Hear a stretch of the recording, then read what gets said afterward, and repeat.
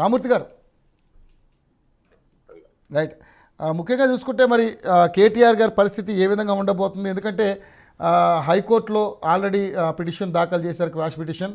అక్కడ కొంచెం ఇబ్బంది కలిగింది. తర్వాత మళ్ళీ సుప్రీంకోర్టును ఆశ్రయించారు, అక్కడ కూడా సేమ్ అదే రిపీట్ జరిగింది. సో పూర్తి విచారణ జరిగితే జరపాలని కూడా ఈరోజు సుప్రీంకోర్టు ఆదేశాలు జారీ చేసింది. సో పూర్తి విచారణ జరిపే పేరుతో రేపొద్దున మళ్ళీ ఈడీ ముందు హాజరు కావాలి కేటీఆర్. సో మరి రేపొద్దున ఏంటి అరెస్ట్ ఉండబోతుందని చాలామంది మాట్లాడుతూ ఉన్నారు. ఒక అరెస్ట్ ఉంటే ఏ విధంగా ఉండబోతుంది, ఏమనుకుంటున్నారు మీరు? పూర్తి విచారణ జరపమని అడుగుతున్నాం కదా. అప్పుడు అసెంబ్లీలో కూడా చర్చకు తీసుకురమ్మంటే, ఎందుకంటే జనాలకు మొత్తం నిజాలు తెలిసిపోతాయని తప్పించుకున్న ప్రభుత్వం ఇది కాంగ్రెస్ ప్రభుత్వం. ఎందుకంటే ఇప్పుడు కాంగ్రెస్ ప్రభుత్వం వచ్చిన తర్వాత మనం చూసుకోవాలి. ఎందుకంటే రేవంత్ రెడ్డి మీద ఉన్న కేసులు, అదే విధంగా కేటీఆర్ గారి మీద ఉన్న కేసులు కొంచెం మనం ఒక్కసారి కులంకుశంగా వెళ్దాం. ఏదైతే 2014లో రాష్ట్రం ఏర్పడిన తర్వాత 2015లో నోట్ల కట్లు తీసుకొస్తూ దొరికిండు 2015. ఎందుకంటే ప్రభుత్వం కూలగొట్టే చర్యకు అదే విధంగా ప్రభుత్వం వచ్చిన తర్వాత ప్రభుత్వం ఏదైతే తెలంగాణ అస్తిత్వాన్ని, అదే విధంగా తెలంగాణ ఇమేజ్ ను పెంచడానికి చేసిన ఏదైతే ఒక ఈ ఫార్ములా ఈ రేస్ కేసు కేటీఆర్ గారి మీద. అదే విధంగా ఏ విధంగా అంటే ఇప్పుడు ఒక రాష్ట్రాన్ని కూలగొట్టే కేసు ఒక సైడు, ఒక దిక్కు రాష్ట్రాన్ని పరువు నిలబెట్టిన కేసు ఒక సైడు. ఇంకోటి ఏంటంటే మీ ఇంటి మీదైనా లేకపోతే ఎంకే రావు గారి ఇంటి మీద అయినా ఎవరైనా డ్రోన్ ఎగిరేస్తే సేమ్ కేసు ఉంటది. పక్క వాళ్ళ ఇంట్లకు అదే విధంగా ఒక కక్షపూరితంగా కుట్రపూరితంగా ఒకరి ఇంటి మీదకి ఒక వాళ్ళ ఇంట్లో జరుగుతున్న విషయాలను చూడాలనుకోవడం దుర్మార్గం. అది వాస్తవంగా ఏదైతే నేరస్తులే చేస్తారు. రేవంత్ రెడ్డి అలాగే దొరికిన తర్వాత నా అరెస్ట్ చేసి జైల్లో పెట్టిండు. ఆ ఆక్రోశం, ఆ కోపం, అంటే నేను జైల్లో ఉంటే మిగతా వాళ్ళు కూడా జైల్లో ఉండాలని. ఎందుకంటే ఒక నేరస్తుడు ఎట్లా ఆలోచిస్తాడు అన్నది కూడా మనం కూడా అందరికీ తెలిసిపోయింది. ఇప్పుడు రాష్ట్ర ప్రజలకు మొత్తం తెలిసిపోయింది. నేరస్తులాగానే ఆలోచిస్తాడు. ఇప్పుడు 6 గ్యారెంటీలు కాదు, అరెస్ట్ల కోసం వచ్చిండి ఈయన, అంతే తప్ప. ఇంకోటి ఏంటంటే కక్షపూరితంగా ఈయన వ్యవహరిస్తున్న తీరు రాష్ట్ర ప్రజలు అందరూ చూస్తున్నారు.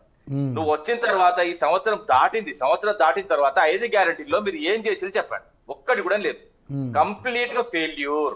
అదే విధంగా ఆర్టీసీ విషయం కూడా పదే చాలా సార్లు చెప్పాను, కరెంటు విషయం కూడా చెప్పాను.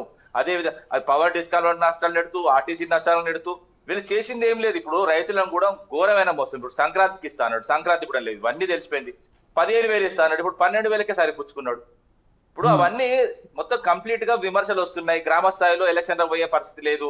ఎందుకంటే ఇప్పుడు ఎలక్షన్ లో పోలేక ఏదో ఒకటి అడ్డ పెట్టుకొని కేటీఆర్ గారిని అరెస్ట్ చేసి ఈ విధంగా పబ్బం గడుపుతూ మేము ఏదో ఒక మంత్రి డైరెక్ట్ చెప్తాడు, ఇందులో ఏం ఫార్ములా ఈ రేసు లో అసలు అవినీతి జరగలేదు, అది ఇచ్చిన తీరును మేము ప్రశ్నిస్తున్నామని.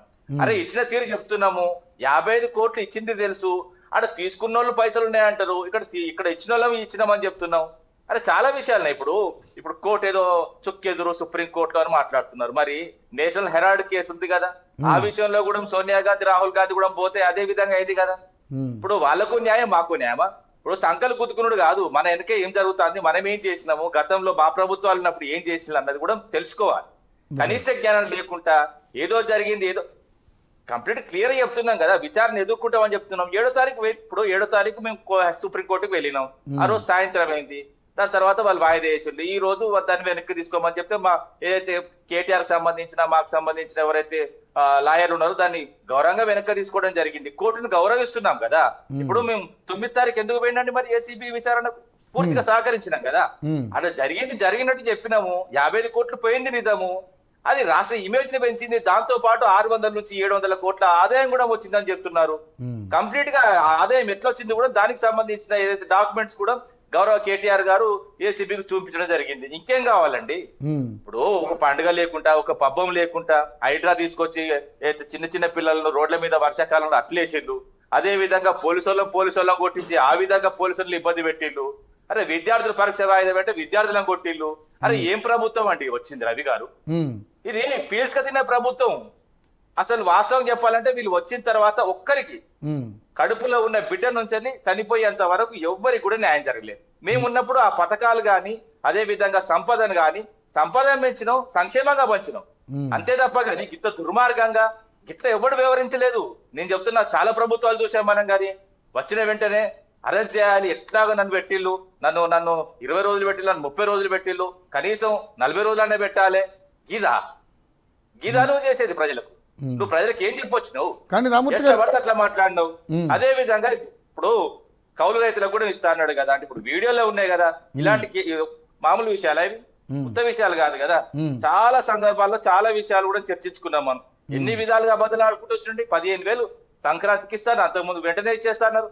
అంతేందుకు రైతు రుణమాఫీ కూడా 41,000 కోట్లు అన్నాడు ఫస్ట్. దాని తర్వాత మాట మార్చిండు, మళ్ళీ అమెరికాకు వేయండి 31,000 కోట్లు డైరెక్ట్ అకౌంట్ లో పడ్డాయి. మొత్తం సంతోషంగా కూడా అమెరికాలు చెప్తాడు. మళ్ళీ వచ్చి ఇక్కడికి వచ్చి 18,000 కోట్లు అంటారు. దాని తర్వాత 21,000 కోట్లు, తర్వాత 22,000 కోట్లు అంటారు. అసలు వీళ్ళు ఇచ్చింది ఏంది, అసలు పంచింది ఏంది, అసలు వీళ్ళు చేస్తున్నది ఏంది అని ఎవ్వరికి కూడా అర్థం అవ్వట్లేదండి. ఇంత తిట్లు తినే ఏదైతే ముఖ్యమంత్రి నాకు తెలిసి మీకు తెలిసి ఈ ఒక్కడే ఉంటాడు కావచ్చు ఈ మొత్తం ప్రపంచ వ్యాప్తంగా. కానీ ఇక్కడ కేటీఆర్ గారు అరెస్ట్ చేయడం వల్ల ఈ ప్రభుత్వానికి ఒరిగేది ఏముంటుందండి? దాన్ని కక్ష సాధింపుగా ఎందుకు మీరు అభివర్ణించుకుంటా ఉన్నారు? ఎందుకంటే గతంలో రేవంత్ రెడ్డి గారిని అరెస్ట్ చేశారు కాబట్టి నన్ను అది దృష్టిలో పెట్టుకుని కేటీఆర్ను కూడా నేను అరెస్ట్ చేయాలనే ఉద్దేశం ఆ మోటుతోనే పనిచేస్తున్నారు అనుకుంటున్నారు మీరు? ఆ మోటివ్ తోనే వచ్చిండు. అరెస్టులు చేసి జైల్లో పెట్ట నీకే నేను ఆడు జైల్లో కట్టిస్తా, వీళ్ళ జైల్లో రూమ్ కట్టిస్తా, నన్ను పంపిల్లు, ఎందుకంటే నన్ను ఆ జైలుకు పంపిల్లు, నన్ను నేరస్తులు. అంతేందుకండి ఆయనతో సపర్యాలు చేసుకున్న ఎవరు కొడుకుని చంపిన నేరస్తులకు కూడా ఉద్యోగం ఇస్తా అంటాడు. ఇది ఎక్కడి మనిషి అండి? అసలు ఇలాంటి వ్యక్తి ఉంటాడా? కొడుకుని చంపిన ఉద్యోగం ఇస్తారా అండి ఎవడ?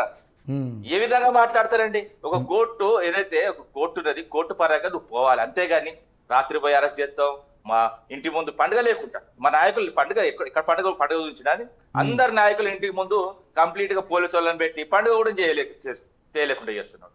ఏందండి ఇది కరెక్టా అండి?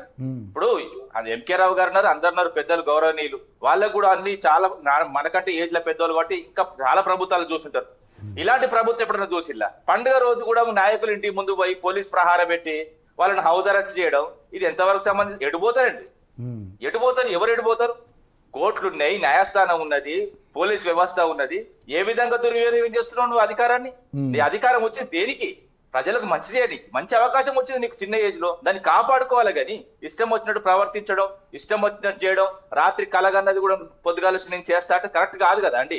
నీకు వ్యక్తిగతంగా ఏమైనా కక్ష ఉంటే నువ్వు చూసుకో. దాని తర్వాత రాజకీయ సమావేశాలు పెట్టుకో, అక్కడ విమర్శించు. కానీ అవినీతి జరగలేదని వాళ్ళ మంత్రి చెప్తాడు.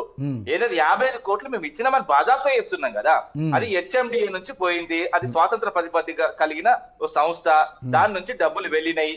దానితో పాటు అది వెళ్ళడం వల్ల అక్కడికి ఒక నేషనల్ ఇంటర్నేషనల్ ఈవెంట్ వచ్చింది. ఆ ఈవెంట్ వల్ల లాభం జరిగింది రాష్ట్రానికి. అది ఎంత మొత్తుకున్నా కూడా ఈ దుర్మార్గులు ఎప్పుడు తప్పు చేసి చూంచాలి, తప్పు చేసి కాళేశ్వరం విషయం కూడా చూద్దాం. అయిపోయింది గోదావరిలో కొట్టుకపోయింది, మొత్తం ఇది బంగాళాఖాతంలో కలిసింది అన్నారు. అద్భుతంగా నిలబడ్డది.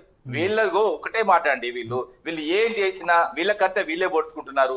కేసీఆర్ గారి అభివృద్ధిని ఏం చేసినా కూడా వీళ్ళు ఏదైతే జనాల నుంచి తీసేయలేరు. ఏమంటారండి? కేసీఆర్ ఆనవాళ్ళు లేకుండా చేస్తా అన్నారు. ఆ కేసీఆర్ ఆనవాళ్ళు తీయాలంటే రైతు బంధు లేకుండా చేయండి. నేను అంటున్నా, కళ్యాణ లక్ష్మి లేకుండా చేయండి.